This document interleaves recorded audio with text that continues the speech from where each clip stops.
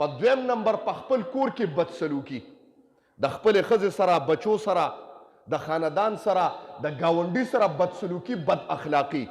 هلکه ته خو بار اجي صاحب بار خو جی ته امیر صاحب بار خو ته خان مولوي صاحب، لیکن کور کې تا نه تور سر تنګي دي. هغه دا دعا کوي چې کله به دې بار کېږي د کور نه، کور کې دې رویه ښه نه ده.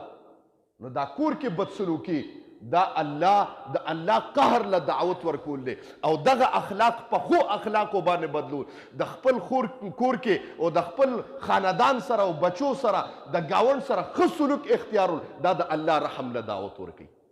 نو ما ووې بدسلوکي ده د الله قهر لم دعوت ورکي، او چې تا ته په ښه اخلاقو باندې بدل کې د الله رحم له دعوت ته دوه څیزونه شو. او دریم څیز چې د الله قهر له دعوت ورکوي د ما محترمو، په هغې کې په حالت د بوډاوالي کې په ځان باندې غلبه د شهوت ته، چې انسان سپینګیري شي او په ده باندې بیا هم شهوت غالبي. وایي ځکه وایي آدم علیه السلام د الله نه تپوس وکړو، الله په دې انسان دا ګیره او په دې ویښتو کې دا سپین ولې لګي؟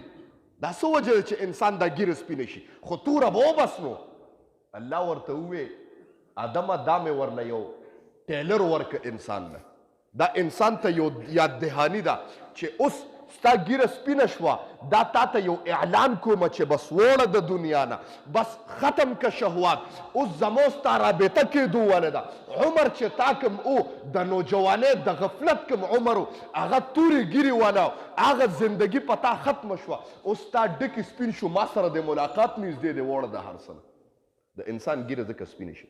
نو ما ووې په حالت د بوډاوالي کې په ځان باندې د شهوت غلبه کول، دا د الله قهر له دعوت ته زما محترمو. او دغه شهوت چې تا دفع که او قطع دی که، جماعت مدرسه کې کېناستې، ذکر دی شروع که، دغه د الله رحم له دعوت ته زما محترمو. دریم و څلورم څیز چې د الله قهر له دعوت ورکي، په هغې کې د والدینو اهانت او بېعزتي کول دي.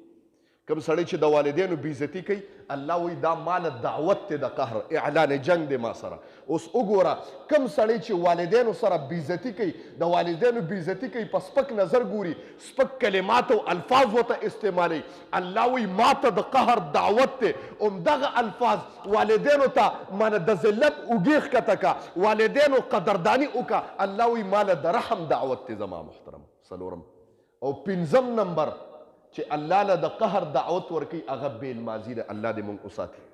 کم سړی بېلمازه دی، الله وایي زما قهر له دعوت دی. او کم سړی په وخت جومات ته روان دی، دا زما رحم له دعوت دی د ما محترمو. نو ما وویې پنځه څیزونه د الله د انسان د الله قهر لم دعوت دی او د الله رحم لم دعوت دی. تاسو ته پته ولګېده. په هغې کې ته ما یو وویې چې انسان بوډا کېږي، دوه څیزونه په دې کې څه کېږي، دا ځوانېږي. او بعضې علما کرام وایي چې درې پکې زیاتېږي. حرص ته مال، چې انسان بوډا کېږي، حرص ته مال سیوا کېږي. چې انسان بوډا کېږي، دویم نمبر حرص ته عمر سیوا کېږي. او دریم نمبر چې انسان بوډا کېږي، حرص د شهوت سیوا کېږي. دا زه نه ویم، زما پیغمبر وایي زما محترمو، دا خو حدیث. یا